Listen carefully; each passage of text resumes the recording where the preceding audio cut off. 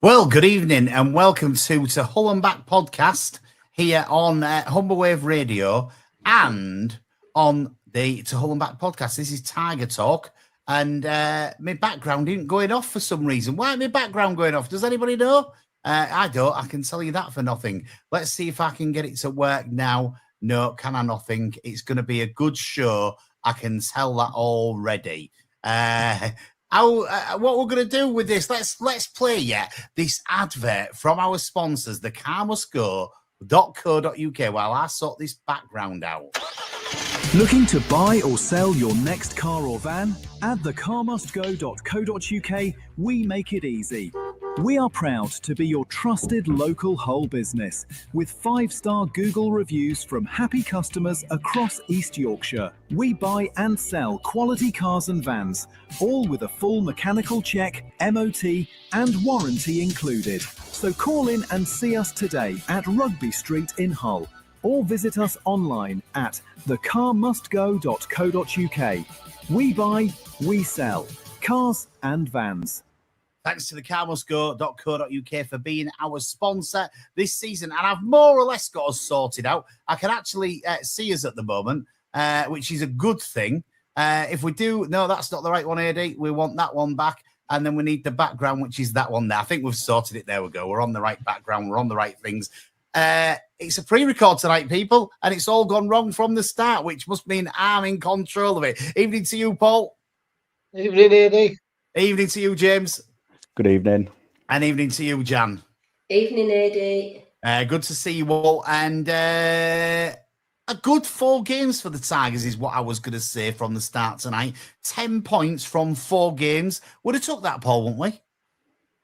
Oh, definitely. Yeah, I think it is a good good start to the season. Really, we're up near the top 6, and it's a lot more than most people predicted. I think last week we said both us and Charlton was probably 2 of the favourites to go down, and they're in the top 6, and we're just outside. So yeah, it was a really good. I think we've had a really good run, and despite a lot of injuries, I mean, our defence is probably back to normal more or less, but the midfield and the forwards nowhere near, are they? We've got plenty of them out, and we've still picked up a few points. So yeah, I think it's been a real good, last 4 games. In fact, I think it's been a good start to the season. Yeah, I agree with you. Definitely so. It was a bit of a different game on Saturday, James. A bit of a different setup of the team. What do you think to that? Why do you think it happened like that? I mean, it's difficult to say, isn't it, really, whether or not it was in response to what he thought maybe Charlton was going to do. Whether or not he gave them a little bit too much respect is sort of up for debate, I think. I went a bit different to how we normally play, and I think that was to try and stop them from getting in behind us and hitting us like that and scoring a few goals. I mean, they scored 3 against Ipswich, so whether he was right to do it or not, as I say, that's up for debate. But to be honest with you, before the game, I would have taken a point. I think we defended well for 45 minutes. And given, as you said, Paul, the injury crisis we're going through at the moment, I think that also probably has a bit part and parcel to do with it as well. So all in all, I take the result, to be honest. Do you think it was the respect shown to Charlton, Jan, or do you think he'd done it because of the injuries that we've got in the team? Well, personally, I think he did it because he felt that was the best formation, given what he had available and given who the opposition were. I would absolutely agree that 10 points out the last 12 is great, but of all the games that you thought you were going to drop points in, it wouldn't have been that one, would it? And that, I hate drawing when you've been winning. I don't mind drawing when you've been losing because it feels like a win, but I hate drawing when you've been winning.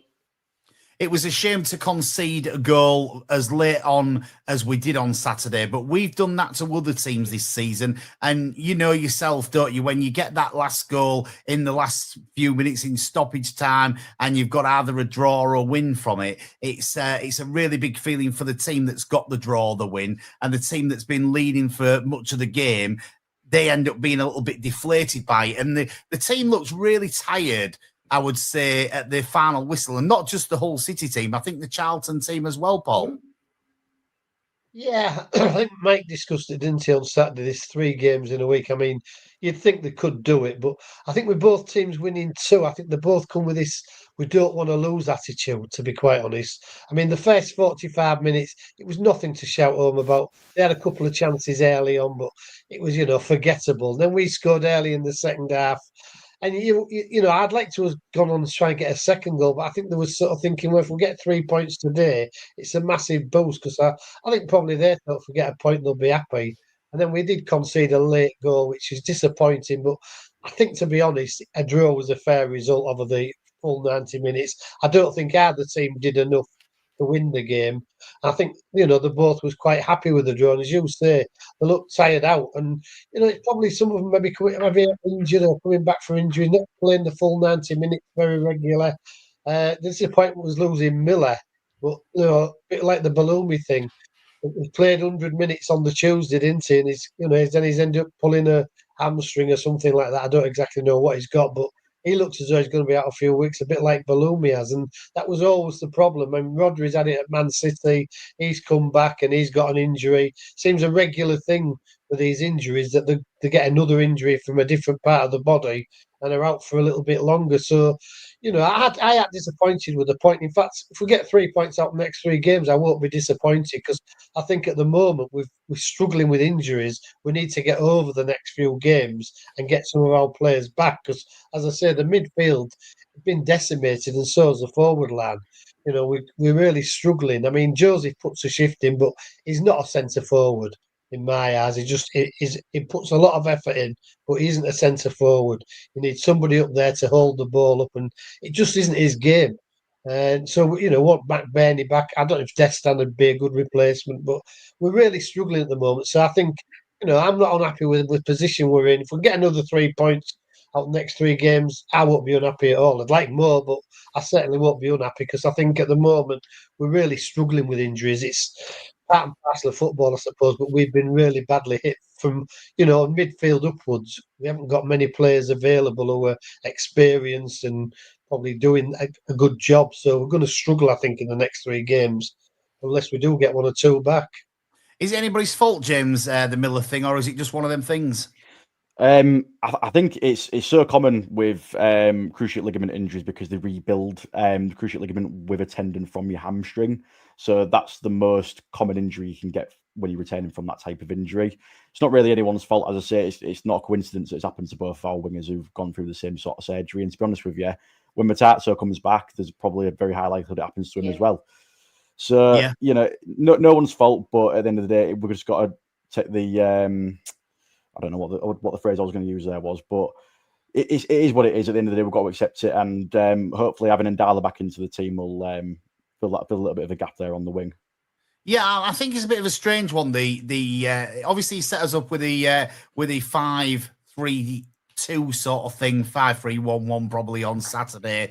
It's a bit of a strange one how we was set up in that way, and it shows to me that at the moment he hasn't got a lot of confidence in the second choice, let's call them, wingers that we've got available to us, like Ndala, coming in. And is that a bit of a worry that the strength in depth in there, Jan? Yeah, I agree with you. I mean, I was saying today, I like Ndala, but he ain't going to go and tackle for you and help the fullbacks, is he? And that for me is the issue, that you need people on that wing that will go and tackle. I absolutely agree with what James was saying. This is nobody's fault. I wholly expect Matazzo to have the same injury as well, absolutely. But for me, I mean, I know Paul was saying, is Destan the answer? Destan looked more exhausted when he came on last week on the night time when we took Joseph off than Joseph was when he went off. And he was absolutely dead on his feet. The very first game he played, I thought he was going to get sent off. Do you remember he had that tussle in the middle of the pack? And I thought, oh my, we've got a good one here. He's really... But he's not fast. I don't know. I mean, I'm being told that he's supposed to be good, but I've not seen it yet. And I haven't seen it from Gaby either. Given he's 6'5", we don't win much in the midfield, do we? Or he doesn't. So I do think it's a worry what we've got. 6'5", to be quite honest. He doesn't look 6'5", and then he's got that thing on his head. That makes him even taller if he can jump. I think Destin hasn't had a lot of the game time, has he? I mean, I don't. He hasn't. But still, when he comes on, doesn't look as though he's got the energy that Carl Joseph had when he went off, and he'd been running around for 80 minutes. Yeah, but No, I think you've got that thing. Point. You've got it there. Well, I think the thing with it is, for me, we've got to see with Destan whether he can score a goal, because ultimately Carl Joseph does a lot of running about. Yes, he's got a couple of goals this season. He got one that was given as an own goal. But that's not his forte, is it? He's not a goal scorer. So, well, that's what Jan. He's here as a goal scorer. That was what we. No, they've changed their mind on that, haven't they? If you listen to them now, they say he's never going to come. He never has been a prolific goal scorer. We were told that in the first place. Yeah, I think that kind of set him up to fail. But I'd have him on my team sheet every time because he absolutely terrorises the other team. I think his energy and his work rate and what he actually puts in, I would have him in my team as well, Jan. So I'm not going to say I won't have him in my team. But not for goals, because he ain't going to score him, is he? But the problem that you've got, Jan, there is that you've got McBurney that's injured at the moment. They've not really said what his problem is. They've not said how long he's going to be out. I've heard on the grapevine that he's going to be out for this Saturday's game away at Norwich. So and it's another Derby. game. And possibly Derby as well. So it's another 2 games that we're going to be without him, and you've got to pick somebody to put in there. So come on then. Question to you, Jan. Who are you putting as your centre forward if you're not putting Joseph there? I'd probably bring one of the lads from the academy. I really would. Well, it's a fair comment. I mean, I wouldn't put Tree up front, as because I know he's not fast, but he's tall and he mixes it up a bit as well. But hopefully we keep him in the team until we get Lundstrom back, and then he can pop off and have his surgery for whatever he's done to his pectoral or whatever. Well, we need to get somebody back because, as you said, Paul, earlier, we are pretty light in midfield. We're pretty light in attack. Who are you playing as your attacker, James? I mean, I don't understand why we've not tried. Obviously, we kept playing Joseph on the wing with McBurney up front. I mean, surely if you're going to give Destan a try, you put him up there and have Joseph playing off him. Yeah. Give us that energy, and Destan can maybe work as a bit more of a poacher, and we can see what he can do. Get his head on a few of Giles's crosses because he's meant to be good in the air. I don't see why it could hurt the team to give him his start finally and give him his chance. I mean, as you say, we've not seen enough from him, and I'm just like you, Jan. I've not been convinced by him when he has come on, but whether or not that's because he needs to actually start a game for us to see fully what he's about, I'm willing to give him a chance. You've got to try him, Paul, haven't you, to see what he does first? I mean, I don't know about the guy. I'm not saying he should be up top, but who else do you put in? I mean, we haven't really brought any of the under-23s through, have we? To play in the games. Couple on the bench on Saturday, won't they? Yeah, but they haven't played that much. McCarthy, didn't he play a game or two? But, we haven't brought anybody through. We've got this Destan, so I think you've got to give him a chance. As I say, he hasn't got the energy of Joseph, but then again, I don't know many people that has, to be quite honest. He's, full of running, to be quite honest. But, is the guy decent in front of goal? I don't know. We need somebody up front because to me, Joseph is just not a centre forward. He's better on the wing, of supporting the full-back and all that. He's just not a centre forward, and the lad tries his best. I would not put him in the team. But I don't think he's a centre forward, and I think we need to up front to hold the ball up a little bit, win a few headers, maybe him to play off them. Because evidently, was it Blackpool or Wigan? He played Blackpool, wasn't it? Blackpool, yeah. He played with somebody else up there with him, so it might work out if he has somebody else up there with him. He might end up getting a goal or two. Because the next 3 games we've just got to get over them, I think, and get to this international break. Hopefully, not in any much worse position than we're in now. Maybe a few points extra, and see how it goes, because we've got so many people out, and a lot of them are out for 5 or 6 weeks, aren't they? They're not instant comeback. I think Lundstrom's on his way back, isn't he? I would imagine Matt Burney will be back either for the Portsmouth game or the one after the international break. But there's a lot of them out for a few weeks, so we've got to get over it. It's as simple as that, and do our best. And this is my disappointment. We're not bringing the under-23s through. You haven't really got anybody you could say, well, he's had a couple of 2 or 3 games. He's been on the pitch a few times. We haven't brought many through, have we? And this is one of the problems, as you said, Jan. You take a chance with an under-23, but they're injured. Some of them are injured as well, though, aren't they? Yeah, so I was going to say to you, Jan, you watch a lot of this, of the under-23s, under-21s, whatever you want to call them. Under-21s, they are, yeah. Under-21s at the moment. Who out of those, we've got Brown, We've got Parker, we've got Mendes.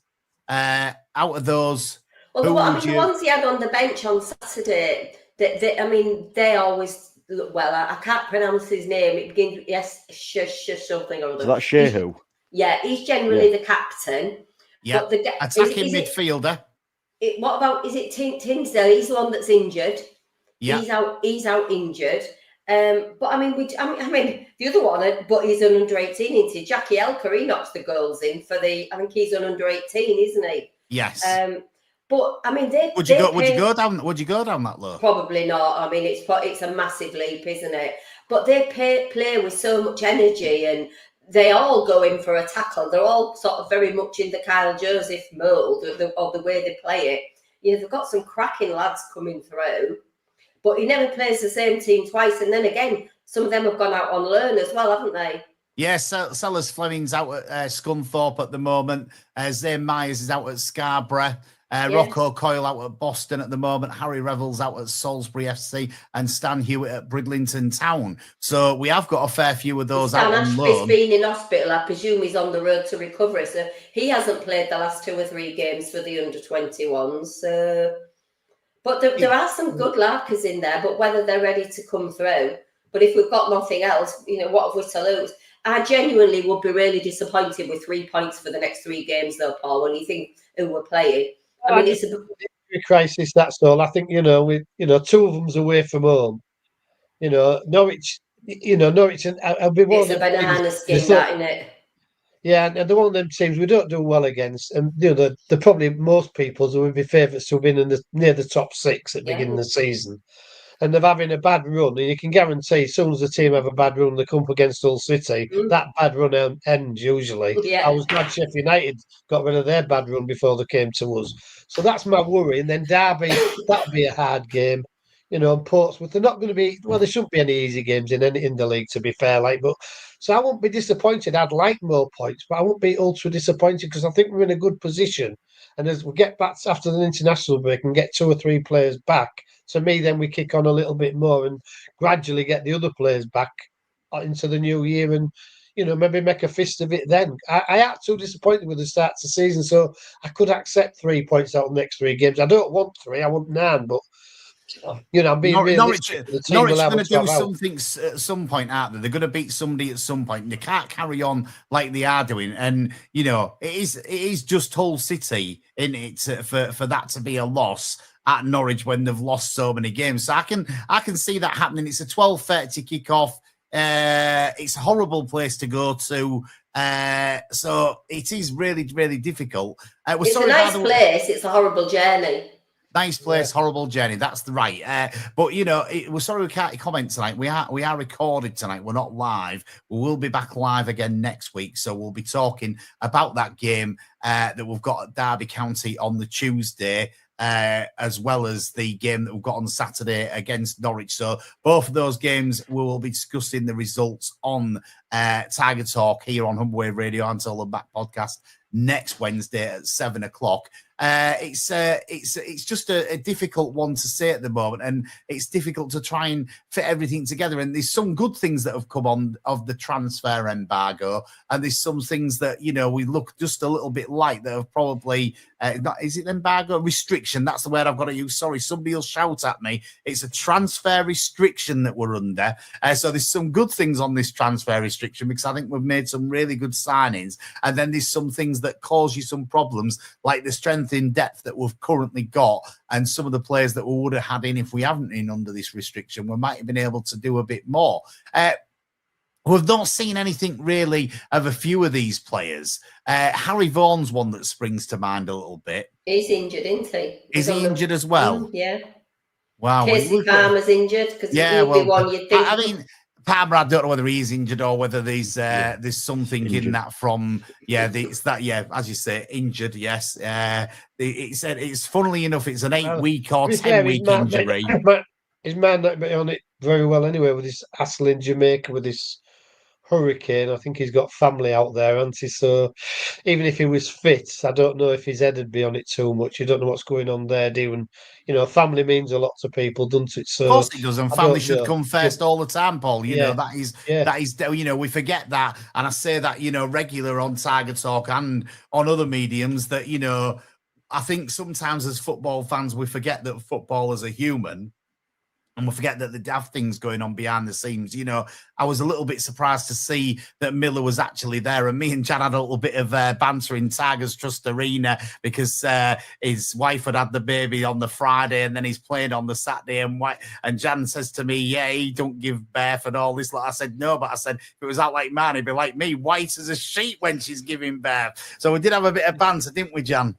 We did, but it is his there. Do we know if it's a girl or a boy yet then? Because he's already got two little girls. Because I watched that the documentary on Tigers Plus. That was a bit of it's quite an emotional thing actually. I don't know if you've watched it about him. It really was honest with what he went through with his injury. I haven't got to see it, but I everybody that I've talked to has said how good it is. It's something that I must get around to watching. I watched. I'll be honest, we'll talk about it in a little while. He's got 2 sons and a daughter, so there you go. That answers your question. Are you sure? Well, is that right? No, he had 2 little girls in the. So 2 little girls. Let's have a look. I'll change it.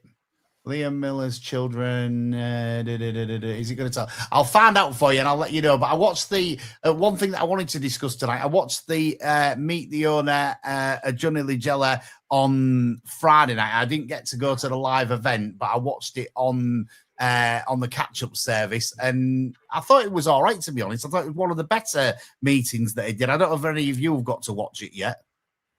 No, I watched it. I didn't go. What did you think, Jan? I vowed I wouldn't go to another one after that famous one. But I have to say it was one of the better ones. I think he answered a few questions. He didn't go over the top with anything. I think ultimately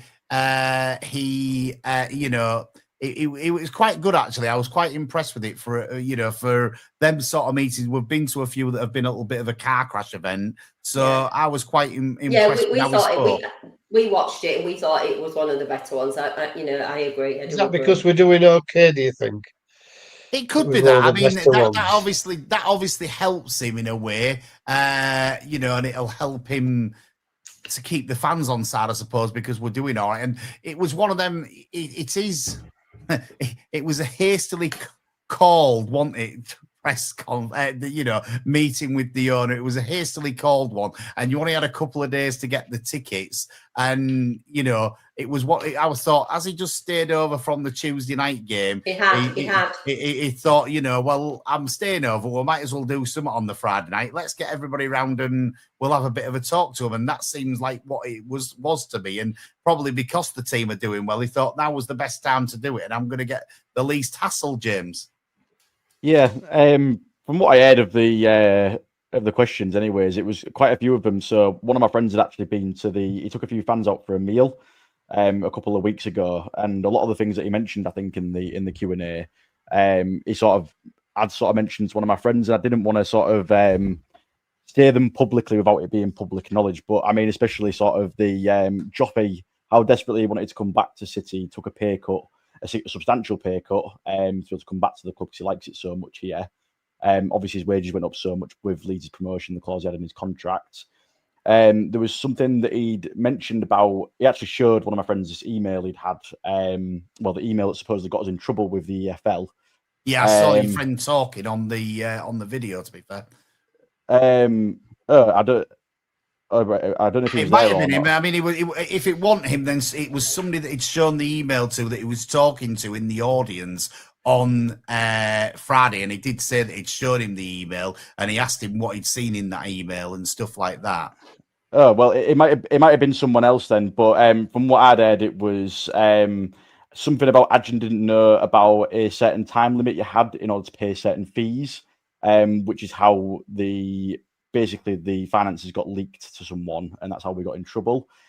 Whether it's an excuse or not, I mean, obviously all of this is kind of alleged from the man himself, so we'll see what kind of comes out in the wash from that. But it seems like, as you say, it was a good Q&A. He's done it sort of, as you say, at a convenient time where we're doing well. He's not going to get much flack off anyone. He's going to get quite easy questions. And whilst most people are quite happy, I think he's taken that opportunity, hasn't he? Good to hear on that interview and the Q&A with the chairman that they're finally getting somewhere with maybe bringing the academy to the stadium, because that came out on the Friday night Q&A. And he said that they're going to try and build some pitches around there. They've got spare rooms at the MKM that they can use for, when they do the briefings with them and anything that they're doing sort of technical that's not involved them being on the pitch and stuff like that. I think that getting the academy down to the MKM stadium would be a really good thing. What do you think, Paul? Yeah, of course it would. Yeah, I think it's, they've obviously trying to develop that out around there and get other things there. Whether they'll ever do that, I don't know. But yeah, it's nice to get them all at the same place, isn't it? And hopefully it'll bring them on and get them into the first team. This is what we really want: people coming in from the academy and everything into the first team and give them the right sort of route to get there. And obviously, at the MKM, it's better for them, I'm sure. So yeah, it's a good thing. That one of the things I'm glad about is this Geldart thing. It just proves how happy he is here. He's not just come, because he couldn't get in the Leeds team or something like that. He actually wanted to come here. I'm sure there'd have been other clubs looking at him, but he was happy here last season and he's come this season. And to be fair, he's having a real good season. He doesn't let you down much, and he's scoring a few goals. So, I think that's one of the good things that's come out of this. Not embargo, whatever you call it. Restriction is the word. Restrictions, yeah. Well, it's a good thing. I mean, I think it's been the best thing that's happened to Hull City in a few seasons, to be fair, because we've wasted a lot of money on players, and getting these players in who seem to be all happy together. There's, I think there is some cliques there, but the friendly cliques within other players as well. They're not just by themselves, and it's. No. I think it's been really good, and I think it seems to be really good. It does. Seems to be really good at the moment. Pleased with it, and it is a really good thing, and that's a good thing that did come out of the meeting. It was good to hear how it happened, and that Joe's come here and took a pay cut, and to come here and take a pay cut, he must have really wanted to be here. I'm really pleased with that. Liam Miller had a daughter, by the way, so that's 3 girls he's got there. Congratulations to Liam and his wife on the bear for the daughter, and speedy recovery from the hamstring injury, and let's hope we get you back in the team soon, because he did look he looked really quality when he came back in, and we saw exactly what was missing, Jan, didn't we? Absolutely. I mean, that girl on Tuesday night last week, I mean how the poor guy can go from that, and then his baby's born 2-3 days later, and then he must have been absolutely devastated, because if you watch the documentary, he went through some really dark times and he's really open and honest, and I bet he thought, oh no, but hopefully somebody said to him, this is as James said, it's really common, because they do take part of your whatever it is he's done, hamstring, yeah. when they do repair, and in his, it was a much worse injury to him than Balumi had. It was all sorts of bits of his knee where the physiotherapist explains it all, and it's gruesome, honestly.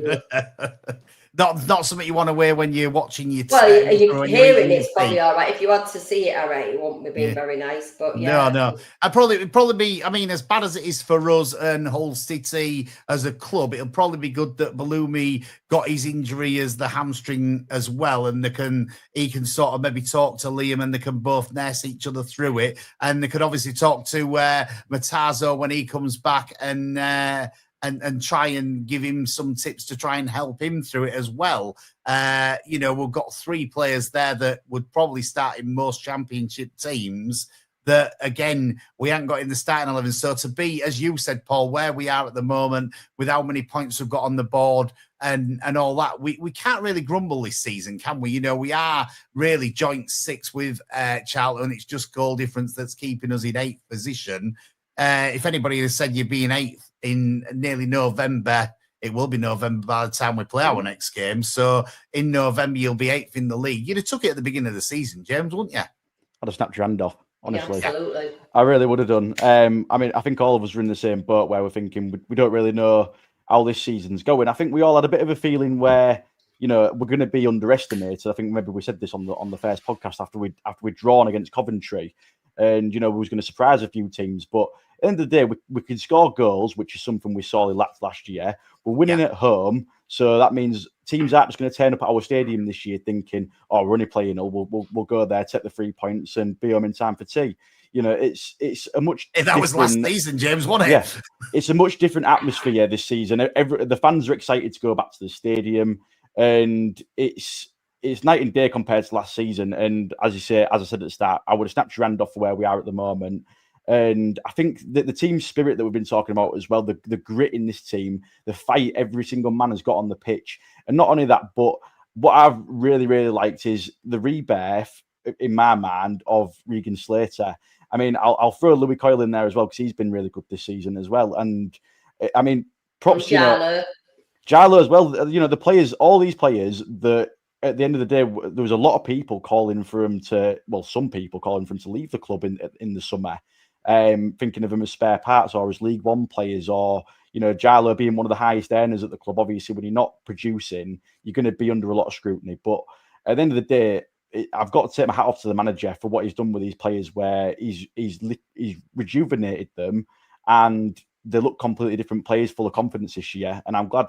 I can't remember who said it, but someone said that the biggest, I think it was at the Q&A, where someone asked about how he'd managed to get Giles playing back to his best, and it was that he was too afraid to make mistakes before, and he was always looking at the dugout for when he'd done something wrong.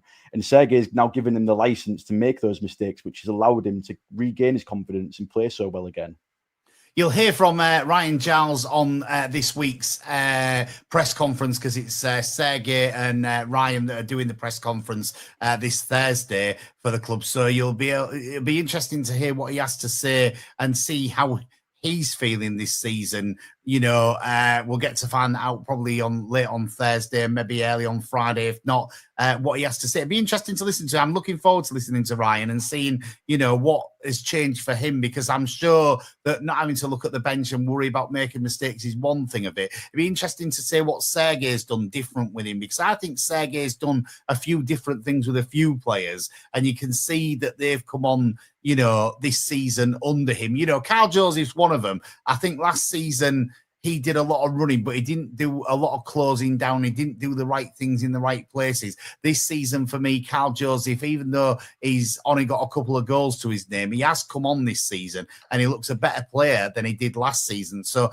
you've got to give the manager credit for that. I even think, players like Joe Geldhart's playing better than he did last season. He played well for us last season, but to me, he's been more consistent this season, because he was a couple of good games last season, and then he'd drop off for a bit, where I think his consistency this season has been better as well. So be interesting to hear what Ryan has to say about that, about the difference between Sergei and obviously the managers that didn't want him last season, which I'm sure it's a breath of fresh air to Ryan to have a manager that actually wants him at the club and sees his actual potential and, how good a player he is, which, I'd have drove him to Middlesbrough last season. So, the change this season is absolutely amazing to see. We've recorded tonight's episode because while this is going out, we'll be down at the MKM Stadium.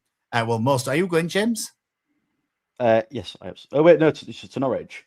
No, to the one tomorrow night. Tonight where we're doing it, we're on Wednesday. So we're doing the 84 or 85 squad. Are you going to that, James? I don't know any of the players. I don't have much connection to that time period, so it wouldn't. But really me, Jan, and Paul are going. No. Not old enough. Me, Jan, and Paul are going. So I think it's going to be a good night, Jan. I do. I'm really, really looking forward to it. I mean, that was the era when my children were little, so they were mascots. So I've got pictures that the advert that they've done with that red and black on the shirt.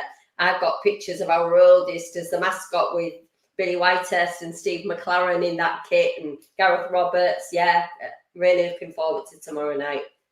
We had Stan McEwen down at the Tigers Trust Arena before the game on Saturday, and me and Paul sort of collared Stan before he went out the stadium and just saying, "See you, Stan. Nice to see you."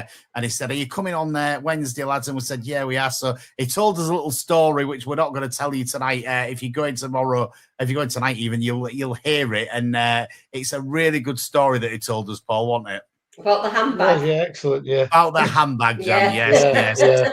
Yeah, excellent story and some good fun between him and Billy Whitehurst. And Billy Whitehurst was one of those people that you wouldn't like to meet him down a dark alley on a night, would you? You wouldn't like to meet him during the day if you're on the opposite side to him, would you? What's it, even Vinnie Jones and what's the guy? Come on, they said, who's the hardest player you've ever played against? And who was it? Said it was, anyway, it's Billy Whitehurst. Yeah, absolutely. Yeah, rock hard. Yeah, we saw him. We saw him. Extra Mafia. I think you was there, Jan. I was definitely there at the Hornsey night when Billy Whitehurst came to Hornsey, Hull City Official Supporters Club. He's a fun guy, and if you've not seen him before, he's really worth seeing. He's got some really good stories, and I'm sure it'll be an interesting night. And Brian Horton's somebody that we've had on the podcast, we've had on the radio. He's just an all-round good guy, is Brian Horton, and he'll talk to absolutely anybody about anything. And you know, I follow him on Twitter. He tweets about the club all the time. He's always happy when Hull City have got a win. He always tweets about us. He was at the MKM Stadium for hosting the other week, and he's just a good guy, isn't he, Paul?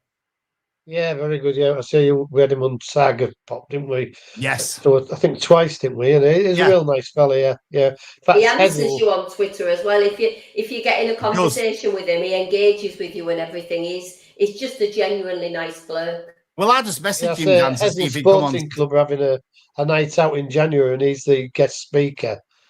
So, you know, he's just a genuine guy, isn't he? It's as simple as that. He is just a genuine down-to-earth guy. And I just messaged him when we was doing Tiger Pop and said, you know, would you come on, Brian? He said, of course I will, you know, give me his number. I've still got his number in my phone. I can ring him if I want to. You know, it's like he's just that sort of guy who's not bothered. So it's really good to have him coming back. And I'm sure there'll be some really good stories from the 84-85 squad, and a night that I'm really looking forward to. And we'll tell you a little bit more about it on next week's Tiger Talk.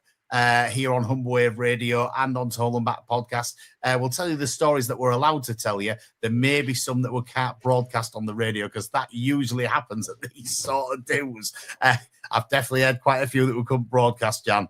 Yeah. And they'll be involved in Billy Whitehurst, won't they? No doubt. Definitely so. They will definitely be involved in Billy Whitehurst. So we'll have to be careful what stories we can tell about Billy, but we'll tell you what we can, and we'll report some of that back to you next week. So this game against Norwich City, 12:30 kickoff, Carrow Road. It's just, I'm worried about this one, James. Am I right to be? I don't know. I think all three of the next games are winnable games, to be honest. We've got, I mean, as you say, we've got the injuries. There's a typical City element to it when, as we've all said, when a team's due a win, it's usually us that turn up there and willing to donate the 3 points as charity FC. But at the end of the day, I've also heard they're planning on doing a tennis ball protest at the game as well. So that's supposedly going on. We've done one of them in our past, haven't we? Well, I think got all the balls for one of my schools. So keep doing it. It was great. Was it not something we actually invented? I thought we was the first club to do it. I think we probably did it. It was because David Lloyd was a big tennis player, wasn't he? He was a big tennis guy. He owned lots of tennis places across the country. He did what do they call that thing where they got the tennis? What's the thing called? The sports club. He has the David Lloyd Sports Club. He does, but they also did the cup where they had the, what was it? I can't remember. He was quite involved in that, wasn't he? Davis Cup. The Davis Cup, yeah. He was involved quite heavily in the Davis Cup as well. And so obviously he locked us out the stadium for you youngsters that don't know. So everybody thought, right, I know what we'll do. We'll chuck some tennis balls on the pitch. And I think, how many tennis balls went on the pitch, Jan? Because you got them for your schools. You must know. Well, not that one I didn't. We got the ones from when it was against the Alams in the Chuckton ball then. It was great. We got hundreds of them, absolutely hundreds. Fabulous. So somebody's spending some serious money on some tennis balls, and if they're doing it on Saturday, James, that could disrupt the game and maybe give us a little bit of an advantage. Yeah, I think it gives us more an advantage than them. It's more distracting for their players than it is ours, isn't it? I mean, it depends on the flow of the game and at what point in the game it happens, but it could even give them a bit of a minute to restart and reset if we're on top of them. But you never know what part of the game it's going to be, do you? So, and whether it even happens or not is another thing. But I think at the end of the day, at some point, we've got to end our hoodoo at Carrow Road. And I think we almost did do it, if not for a few shocking refereeing performances over the past couple of seasons, to be fair. Yeah, you're right. Yeah. So I think this year I'm going to back us for it, and I think this is the right time for us to go there and turn them over. Because from what I've heard, their American owners have flown over to try and back Liam Manning. So he's still going to be in his job on Saturday, and that's still going to be the same tactics, the same team. As you say, it would be very typical for us to be the team. But I'm just confident for this one. I feel like it's going to be a good game for us. It would be good to get that win, and with the position that they're in the league, to get that result and give us another 3 points, it certainly sort of establish us in the top half of the table at this time of the season, which would be really good.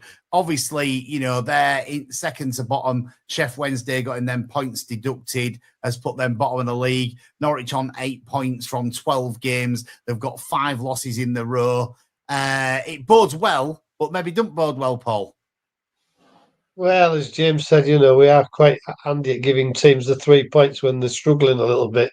We try and help them out. This is the sort of thing we do. But, we could get a win there. I mean, I'm not saying we can't win, but I think with all the injuries, I'd rather go with a stronger team, to be quite honest. But you never know. I mean, as you say, if they have this tennis ball disruption, you never know what's going to come of it. You don't know how the players are feeling, how the manager is, and all this. It could easily be a good time to go.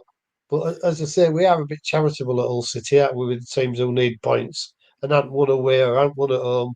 We tend to let them win just to make them a little bit happier that day. So I'd take a point. I'd be happy with a point there. It'd be nice to get 3 points, and I don't say we can't get 3, but I won't be unhappy with getting a point at Carrow Road. It's a not happy hunting ground for Hull City. As James said, we've had some really bad decisions there. So, it's not a happy hunting ground. So I'd take a point, but I'd be over the moon with 3 points. Sergey does his research on teams, Jan. He's always really good and knows what the team he's going to come up against. What team's he going to play on Saturday? Well, I think it'll very much depend on how many fit people he's got, won't it? That's the unfortunate thing. I mean, I ain't seen him. I don't know if I've ever seen him win at Norwich. I must have done, but as I say, the last few times it's been fluky. It's been either like added time or controversial. Even the game when they played at our place, wasn't it the Norwich keeper, wasn't it, that wiped out Connolly? Terrible. Yeah, so I think I've seen a 1-1 draw at Carrow Road, if I remember. I think I went to a 1-1 draw. I mean, we're going, and the buses leave at something like 6 in the morning, and it's a horrible, horrible journey. And even if you did, whether you drive it, you go on the coach, whether you go on the train, it's still an horrible journey. So it would be really good, but you just know it's not going to be, don't you? I'm as unconfident, that's not a word, is it? But as I was confident we were going to do something at Birmingham. So, I mean, I absolutely 100% hope I'm wrong. But I just think we need to get stuck in. Because they've got that really good goal scorer. What's he called? Sargent.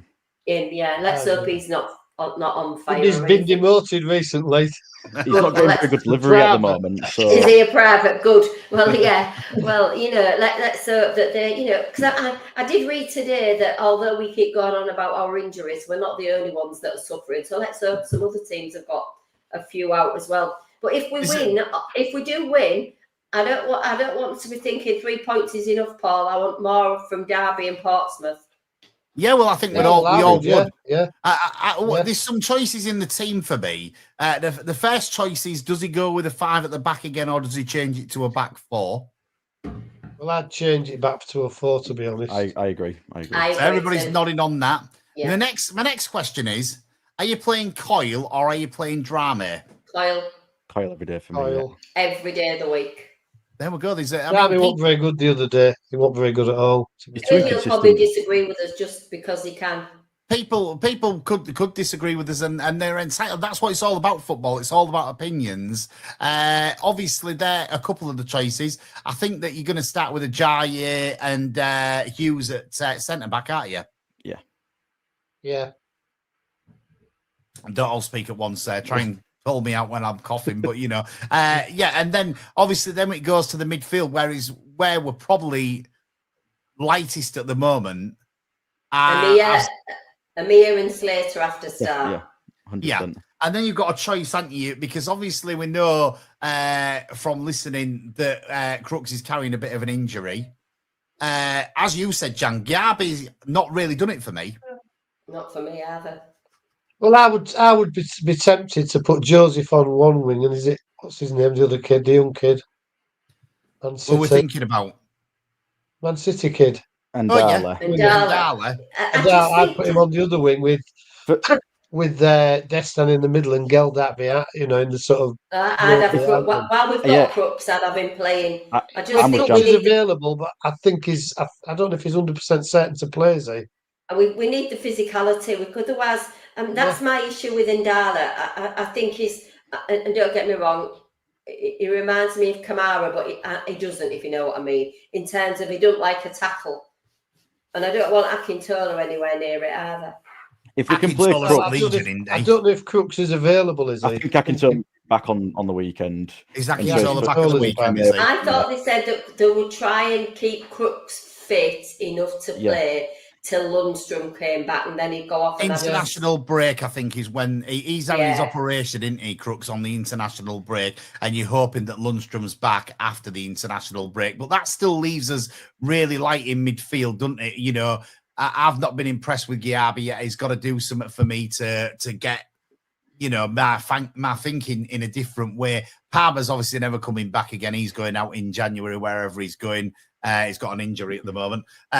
Crooks is getting his surgery. So you're down to the bare bones. You're probably left with Lundstrom, Amir, Giabi and Slater as your four midfielders to fill 2 or 3 places, aren't you? Yeah. We're going to have to bring but for Saturday, we've got no Lundstrom, have we? So we're going to play. No. Well, this is what I'm saying. Over the next 2 weeks, you play Crooks, wouldn't you? You've got to play Crooks if he's there. But I thought he was very doubtful for this weekend's game. But I might be wrong.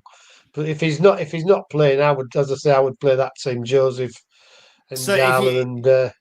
You've got that. You're playing. Then who are you playing on your wings and who are you playing up front? Destan, Joffrey, and Joseph on the wings, and Destan up front. We get Geldat behind him. And Amir and Slater behind him. That's what I would do. But it depends who's available, doesn't it? I don't know who's available. If Crooks is available, he's a guaranteed to play, isn't he? The other thing for me is Joffrey, though, seems to do better when he's out on the wing rather than... I know he's supposed to be that number 10 behind the centre forward, but I think he needs to be the number 10 behind a decent centre forward, and I think that we've got that. I was just about to say, when he was playing behind Ollie, he was better in the 10. But since Ollie's been out the team, he's better on the wing. Yeah. And if we can play Tree, if he's available, I 100% would play Tree and Joffrey out wide. I wouldn't have Akintola anywhere near the starting 11 either. He can come on if he's available. Like if we need someone to go there. Say for example, if you want to take Tree off and you want to put Joffrey back in the middle, and then you bring Akintola on there just to see the game out or something, I'd be happy with that. But that's the front three for me, definitely. It's all ifs, buts, and maybes, and everybody that you talk to would probably come up with a little bit of a different team. There's not a lot to choose from at the moment, so the manager's got a little bit of a difficult job at the moment because sometimes it's easier when you've got more choice, isn't it, John? Yeah, I think so. But I think Williams was on the bench, wasn't he, on Saturday? That was good to see. Yeah, I mean, he played 90 minutes for the under-21s last Tuesday as well. How did he look? He looked fit, certainly a lot fitter than he did. But I do think it's difficult to judge a player when I always remember years ago, and this again will be before your time, James, when we had Ray Parlour. I remember Ray Parlour. I do actually know he played for us, though. Particularly marvellous because he was playing in a different level team. So it's hard to judge what Williams would be or could be in a team of more mature players, shall we say. I don't want to say better because I think we've got a cracking academy set up. But he certainly looked much more match fit than he has done in the last times I've seen him.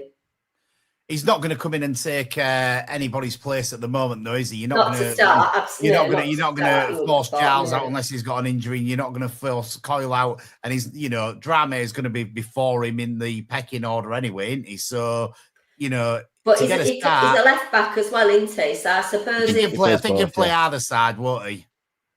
Won't play either side. We're just lacking people with that. Was it a couple of weeks ago? Sergi said we were too nice and we needed a bit more physicality. And I think that's the bit that worries me about like Akin Turner and Darla. Gaebe, given the size he is, you think he wouldn't be frightened of anybody, but he doesn't like to put his foot in, does he? Or he doesn't seem to. No, and it is, he has got that into the team as Sergei. So that's another thing we've got to give him credit for, because he has got that little nasty side in the team. And we have been getting a few yellow cards, which unfortunately will see people suspended as well as people injured. So he's got to manage that as well. It's all really difficult, isn't it, to make sure that everything's right in the team, and the owner said that we've got one loan space to use in January. Yeah. It'd be nice to use that loan space with a bit of quality of whoever that is, but to get another body into the team. Who's available, James? Our magic man, Fabio, number 10.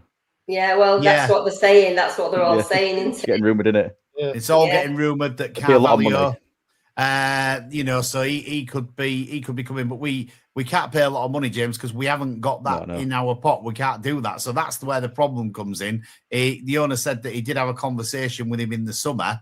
I personally I know people will disagree with me and they'll shout at me on here, but all right, I'm going to take it anyway. I wasn't personally too impressed with him when he was with us. I think that we tried to get him into the team, and because of that, we played in a style that I wouldn't play in. And that, for me, was the downfall of Liam Rossini, was the way that he was trying to play without a striker. And if we've got to do that to get Carvalho in the team, then he can stay where he is for me. I liked him, and I think he scored one or two spectacular goals. Did, definitely. But I'm not sure that he brings to the team what we need if he's going to be an expensive buy, which you'd assume he is. No, myself, I don't know if we need a lot if we get all these players fit, to be quite honest. We don't really When he come in, he was really bigging it up in the talk thing, wasn't he, in the Q&A. We've got two good wingers, Bellumi and Miller, if they're fit, and you've got, McBurney up front. The midfield will have enough there when if the others all get fit. And the defence, more or less takes care of itself. So I don't think we've got about 3 minutes left. Let me just put this to you. Geldhart. Do you want to push Geldhart out the team for him? No. I'll put him out wide. Yeah, you could. And put Fabio in the 10, yeah. Yeah. Okay. Well, Crooks instead of Bellumi or Miller, if they're fit, you don't know, do you? So let's go for that one. I want to go for Paul's. If Bellumi and Miller are fit and Geldhart's in your team, are you getting Geldhart out there for Fabio Carvalho? No, because I think you'd probably take either Bellumi or Miller out for Geldhart to move. Well, whoever's playing on that wing. I don't know, but it's horses for courses, isn't it? Some games, we were saying before that Lundstrom hadn't been great and Amir hadn't been great, then suddenly they are. So if you have a bit of an they need competition. Amir, now that he's got to the speed of the game, he looks a lot better, hasn't he? I really want to. Different class, really is. He's doing really, really well. Really pleased with how he's doing. Would you chuck somebody in who's on a big money like Carvalho? I think they get help. If Palmer off the books, I think we've got a good team if they're all fit.